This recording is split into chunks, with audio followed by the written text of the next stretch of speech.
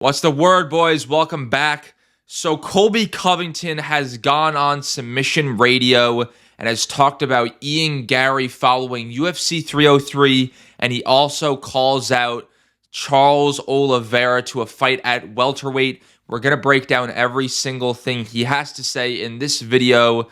Like, subscribe. I will be posting on here every other day, and follow all my socials. The link will be in the description down below. So let's jump right into it. So this guy on the left on Submission Radio, I wouldn't even call him a real journalist. He has supreme bias towards fighters like Colby Covington, so you could kind of make the connection. But he asks Colby what his thoughts are on about Ian Garry versus Michael Venom Page and kind of Ian Garry's performance. So let's hear what he has to say. Fighting cans from the Indian casino leagues. Oh, big deal. You know, anybody could be 15-0 fighting a bunch of 15 bums, you know. Michael Venom Page would be Colby Covington's best win since September 2020 when he fought Tyron Woodley. His best win since then. He's actually only won one time against a completely washed up Jorge Masvidal, in which he brought him to a decision, and he got dropped in that fight. Even Dana White himself, said what he thought of the performance. He thought it was a draw. He didn't think there should have been a winner. I feel bad for the fans. The fans. If you actually believe that fight was a draw or Michael Venom Page won, you're absolutely delusional. With all due respect, there is no way in any world where Michael Venom Page won that fight or it was a draw. Ian Garry clearly won rounds 1 and rounds 3. In round 3, Michael Venom Page got on top for a little bit, but Ian Garry was doing more on the bottom where he was landing elbows. Michael Venom Page did absolutely nothing from on top, and then Garry was threatening submissions for the rest of the fight, where he was actually putting Michael Venom Page into some danger. So Ian Machado Garry, I'd like to say, won that fight clearly, and it shouldn't actually be a debate. The only reason it's actually a debate is because people don't like Ian Garry.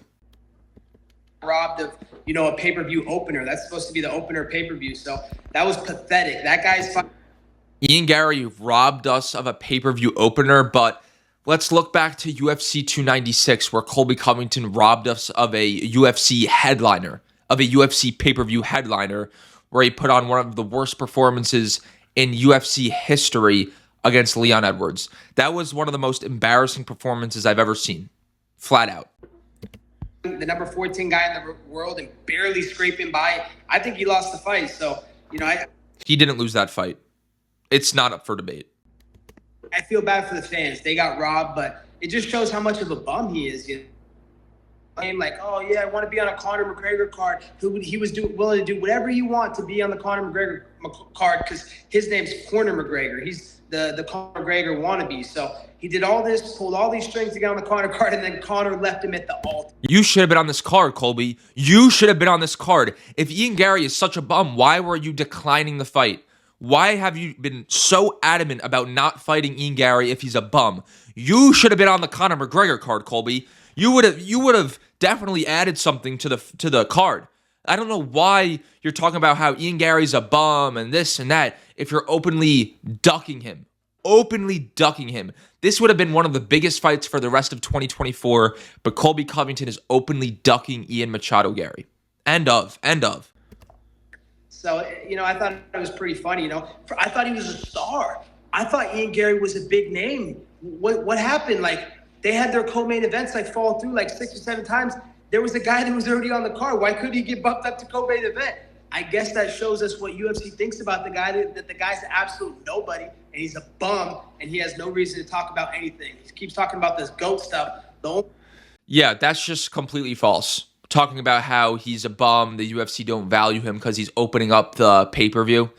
That's just simply false. You could look back to UFC 300 where Bo Nickel opened up the main card. It's because the UFC knows the potential that Ian Machado Garry has. They know the potential, so they open him up, or put him on the pay-per-view opener, I should say.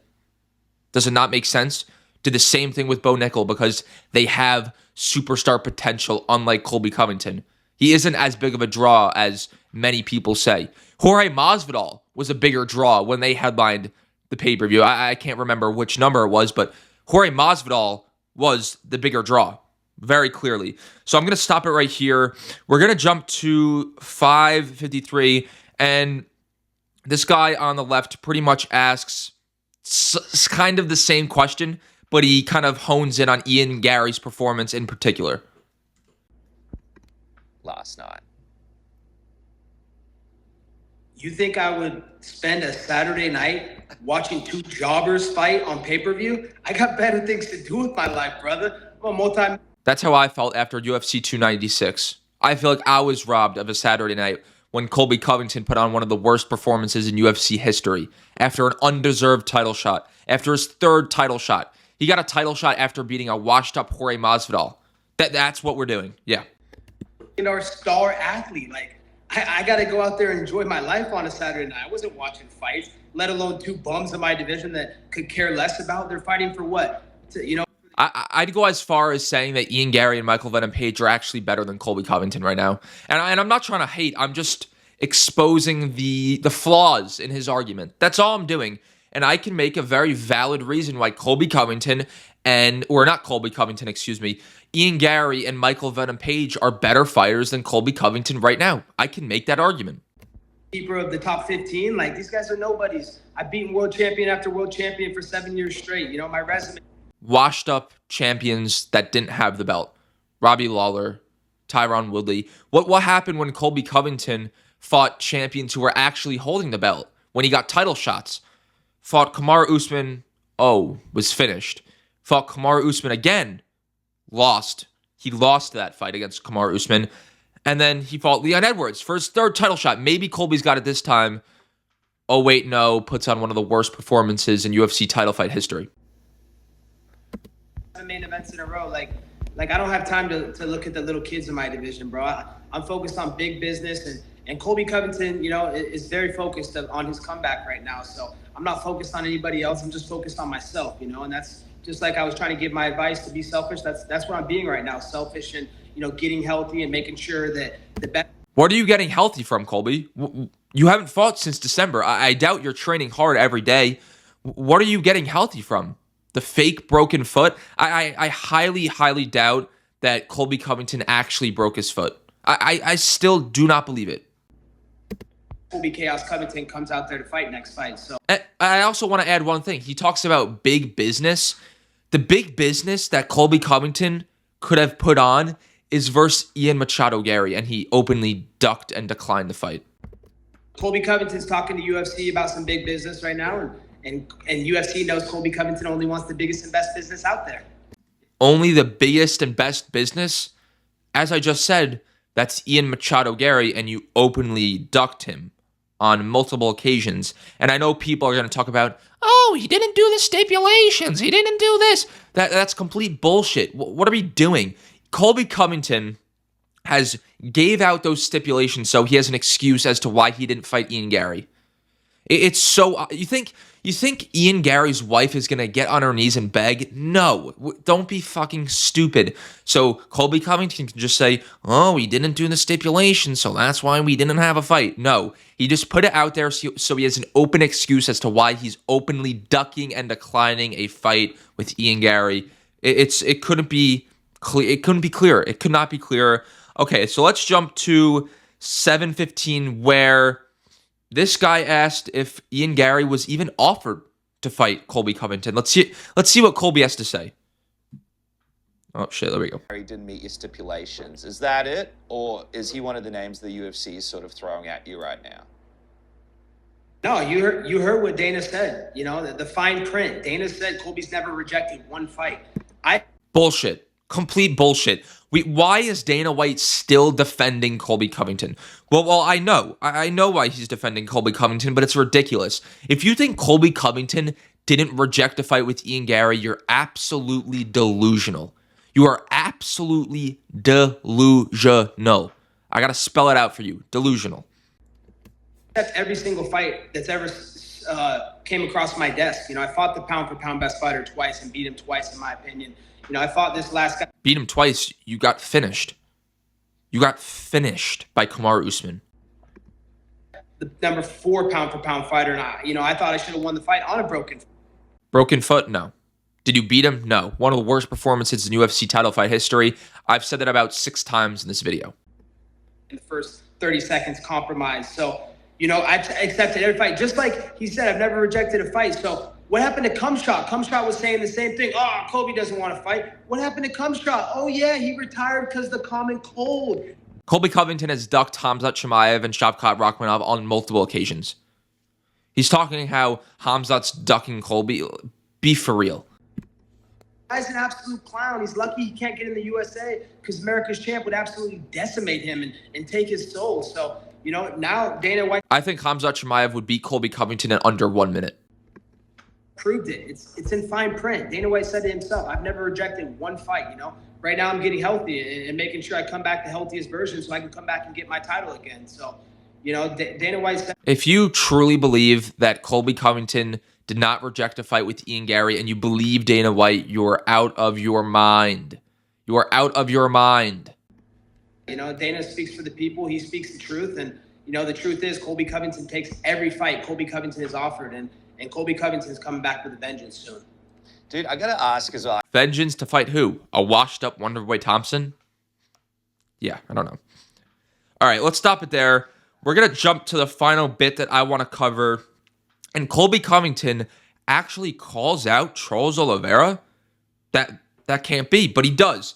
And I don't understand. He's scared of fighting Ian Garry, but he calls out Colby Okay, come on. I don't want to watch an ad. But I don't understand how he's scared of fighting Ian Garry, but he calls out Charles Oliveira. I respect it, but Charles Oliveira probably beats him in 1 round. So let's see what he has to say. A potential fight, the UFC hasn't shown much interest with it, but if you look at the landscape and what he said in his recent interview, they haven't shown much interest because they know Charles Oliveira would absolutely destroy Colby Covington. Colby would not be able to hang with that pressure. Would not. Wants to go up a weight, to 170. He's a big guy. He's taller than me.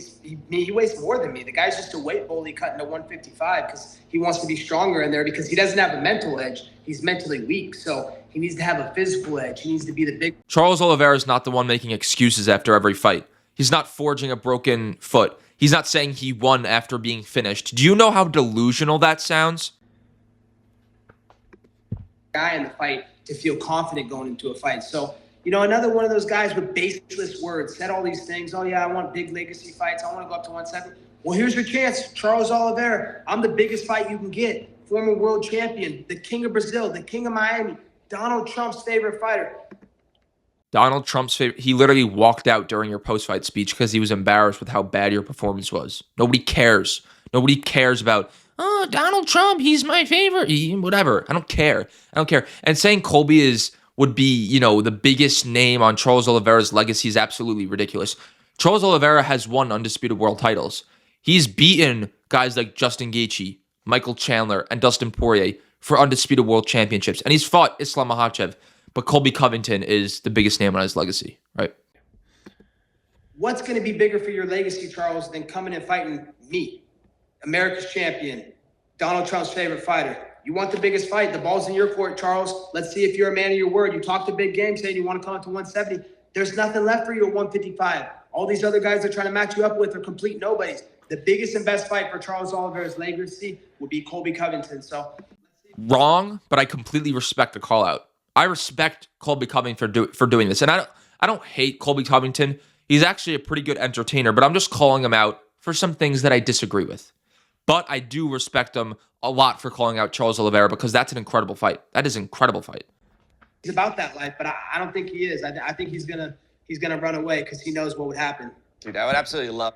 All right, and before we wrap up, you got to listen to what this Submission Radio broadcaster, journalist has to say. Listen real quick. That fight, 2 legends in that octagon, mixing it up in their prime still. Yeah, you heard that right.